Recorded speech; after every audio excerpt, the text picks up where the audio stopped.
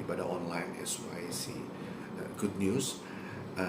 Dan sore ini kita mau sharing tentang muda dan gaul di mata Tuhan. Tapi sebelum itu mari sama-sama kita berdoa. Syukur kami ucapkan di sore ini kami boleh kembali beribadah online.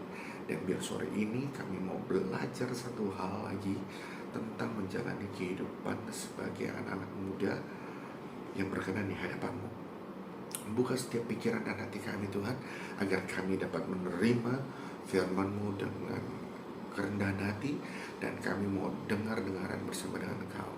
Terima kasih Tuhan Yesus. Haleluya. Amin. Amin. Oke. Di setiap generasi selalu ditemukan keluhan yang sama soal anak muda.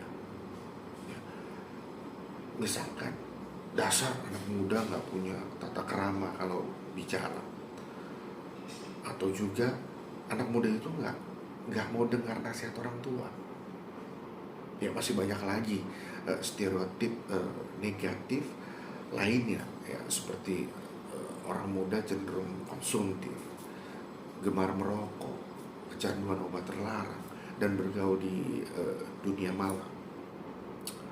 Ada pula perilaku khas dari generasi milenial. Contoh, lebih suka bergaul di medsos ketimbang di dunia nyata. Ingin segala sesuatunya itu serba cepat dan langsung jadi alias instan. Ya, sebenarnya bad lifestyle bukan suatu hal yang baru terjadi sekarang ini, dan tidak terbatas pada anak muda saja sih sebetulnya. Sejak zaman perjanjian lama, banyak orang senang berpesta dan melakukan seks bebas. Mereka melaraskan pola hidup yaitu seturut tren agar kelihatan gaul, demi mendapatkan pengakuan dari lingkungan, kemudian popularitasnya di antara teman-teman sebaya, bahkan juga kepuasan pribadi. Nah, di era modern ini, tekanan iklim usaha global serta kurangnya komunikasi atau perhatian dalam keluarga ini bisa menjadi akar dari gaya hidup tadi, gitu, dari gaya hidup tadi. Nah, orang muda Kristen ini perlu bijak menata hidup agar tidak terpengaruh dampak buruk dari lifestyle yang kekinian, zaman now kalau anak-anak sekarang bilang. Jadi bagaimana cara menjadi anak muda Kristen yang bisa gaul di dalam Tuhan? Nah, ada salah satu contoh, salah satu sosok pemuda dalam Alkitab yang inspiratif banget dan menyenangkan hati Tuhan. Itu dalam Daniel 1 ayat yang pertama sampai yang ke-9 ya. Yuk kita buka Daniel 1 ayat yang ke-9, 1 sampai dengan 9. Pada tahun yang ketiga pemerintahan Yoyakim Raja Yehuda, datanglah Nebukadnezar Raja Babel ke Yerusalem, lalu mengepung kota itu. Tuhan menyerahkan Yoyakim Raja Yehuda dan sebagian dari perkakas-perkakas di rumah Allah di dalam tangannya. Semuanya itu dibawanya ke tanah Sinear, ke dalam rumah dewanya. Perkakas-perkakas itu dibawa ke dalam perbendaharaan dewanya. Lalu raja bertitah kepada Aspenas, kepala istana, untuk membawa beberapa orang Israel yang berasal dari keturunan raja dan dari kaum bangsawan, yakni orang-orang muda yang tidak ada sesuatu celah, yang berperawakan baik, yang memahami berbagai hikmat, berpengetahuan banyak, dan mempunyai pengertian tentang ilmu, yakni orang-orang yang cakap yang bekerja dalam istana raja, supaya mereka diajarkan tulisan dan bahasa orang Kasdim. Dan raja menetapkan bagi mereka pelabur setiap hari dari santapan raja dan dari anggur yang biasa diminumnya. Mereka harus dididik selama 3 tahun, dan sesudah itu mereka harus bekerja pada raja. Di antara mereka itu ada juga beberapa orang Yehuda, yakni Daniel, Hanaya, Misael, dan Azaria. Ada 4 orang. Pemimpin pegawai istana itu memberi nama lain kepada mereka. Daniel dinamainya Belsazar, Hanaya dinamainya Sadrak, Misael dinamainya Mesak, dan Azaria dinamainya Abednego. Daniel berketetapan untuk tidak menajiskan diri dengan santapan raja dan dengan anggur yang biasa diminum raja. Dimintanyalah kepada pemimpin pegawai istana itu supaya ia tidak usah menajiskan dirinya. Maka Allah mengaruniakan kepada Daniel kasih dan sayang dari pemimpin pegawai itu. Wow. Keren, ya. Nah, selain hidupnya tidak bercela, Daniel bijaksana dan berpengetahuan luas, serta punya kompetensi untuk bekerja di istana raja. Nah, inilah yang membuat Daniel dikasih oleh Tuhan dan dikasih oleh manusia. Nah, 3 prinsip yang bisa kita pelajari dan bisa jadi pedoman gaya hidup kita sebagai anak-anak muda Kristen, yaitu pertama, popularitas karena kualitas. Dalam 1 Timotius 4 ayat yang ke-12 dikatakan gini, jangan seorang pun menganggap engkau rendah karena engkau muda.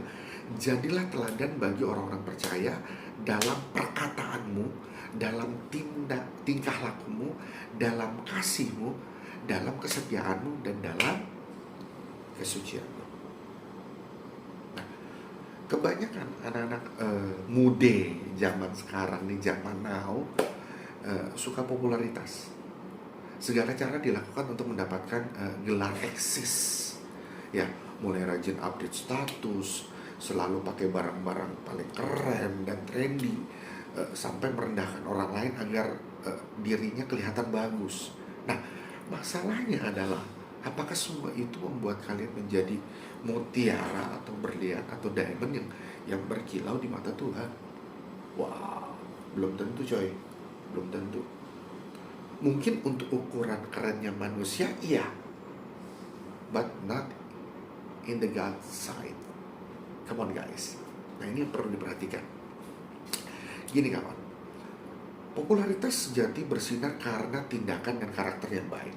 Kalau kamu ingin punya kualitas hidup yang jadi sorotan Tuhan, giat-giatlah berbuat baik, bertutur kata sopan dan lembut, sigap membantu orang lain yang membutuhkan. Akui kesalahan jika kita buat salah, bukannya defensif dan ingin menang sendiri tentunya. Nah, niscaya kamu bakal jadi anak muda kesayangan Tuhan. Nah, yang kedua, konsumtif dalam firman. Mazmur 119 ayat 9 itu dibilang gini, dengan apakah seorang muda mempertahankan kelakuannya yang bersih dengan menjaga sesuai dengan firman-Mu. Gaya hidup konsumtif identik dengan kegemaran belanja barang mewah atau bepergian ke tempat eksklusif dalam kadar yang berlebihan, over. Nah, di pihak lain, gaya hidup orang Kristen harus padan dengan firman Tuhan. Kita senang dan tertarik kalau membahas firman. Pengetahuan akan firman ini menjadi pedoman dan standar hidup teman-teman. Lalu tidak tahu bagaimana caranya, misalnya bosan baca Alkitab atau malas bersaat teduh. Ayo, cobalah tips-tips yang akan menyegarkan saat teduh, atau bahkan gabung dengan kelompok diskusi Alkitab, komunitas, supaya kamu punya teman seperjuangan. Jadi asal ada niat dibarengi dengan doa, kamu pasti bisa jadi anak muda yang rindu akan firman. Rindu akan firman. Kemudian yang ketiga, dikatakan tidak pada pergaulan bebas. Ya, dalam 1 Yohanes 2 ayat ke-16 gini, sebab semua yang ada di dalam dunia yaitu keinginan daging dan keinginan mata serta keangkuhan hidup, bukanlah berasal dari Bapa melainkan dari dunia. Hidup di dalam Tuhan akan menjauhkan kita dari kedagingan, keinginan, dan keangkuhan hidup tentunya.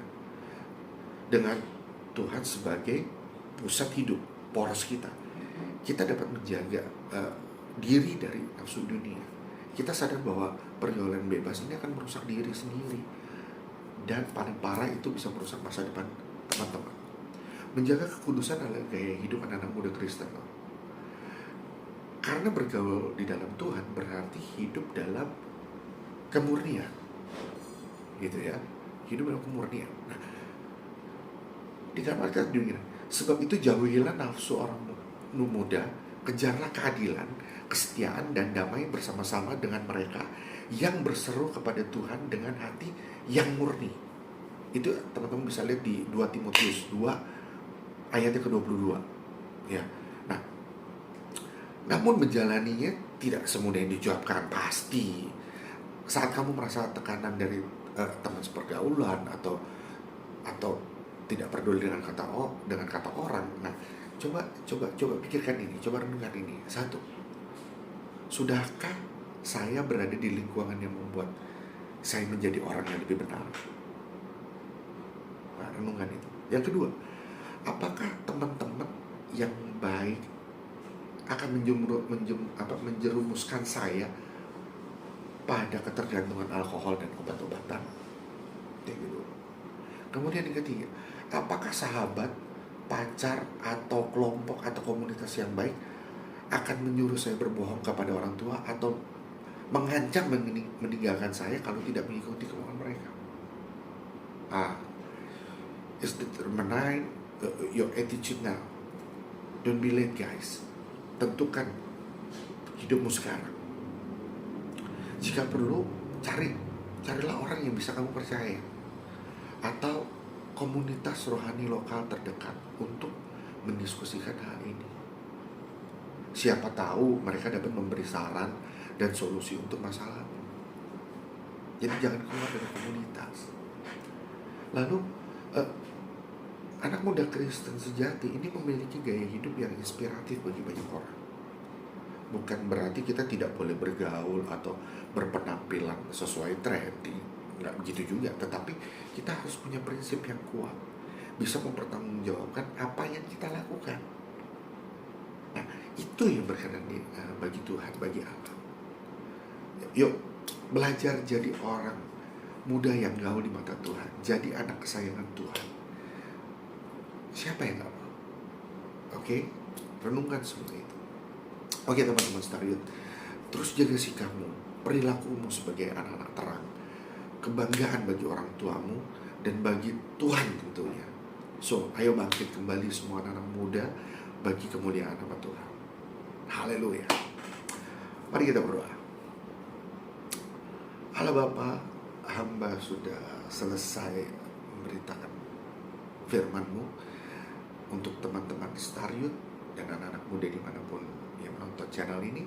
Terus jaga hidup mereka agar mereka tidak keluar dari koridor kebenaran firman-Mu. Jadikan mereka anak panah yang melesat jauh bagaikan bintang di langit. Berkati kehidupan mereka, keluarganya, pendidikannya, pelayanannya, maupun yang sudah bekerja. Hamba serahkan masa depan teman-teman Stariot community di dalam tangan. Haleluya. Biar Kau sendiri yang menyertai kehidupan mereka. Maju terus dalam Tuhan. Dan yuk belajar jadi anak muda yang gaul di mata Tuhan. Jadi anak kesayangan Tuhan. Haleluya, haleluya. Sekali lagi, maju terus dalam Tuhan. God bless you all.